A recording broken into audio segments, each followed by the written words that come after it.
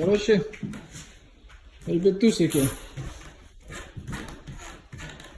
скрипит у нас пол. Здесь мы уже это сделали, и здесь как бы не скрипит. Здесь вот еще осталось чуть-чуть. Скрипит. Чтобы убрать это скрипение, надо забивать гвозди наискосок. Дядя Вова, покажите как. Гвозди забивайте. Вот так.